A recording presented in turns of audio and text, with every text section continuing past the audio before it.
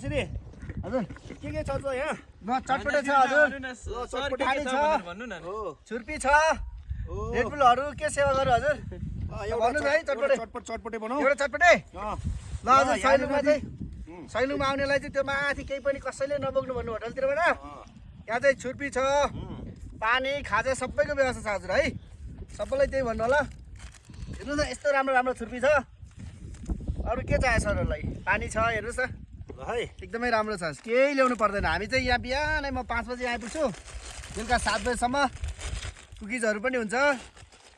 चटपटे राम्रो पिरो अमिलो जस्तो तरिका छ त्यस्तै बनाइन्छ चुरोटहरू पाला होटलबाट केही पनि बोक्नु पर्दैन एकदमै सुविधा छ साइलुङ आउनेहरूलाई एकदमै सुविधा छ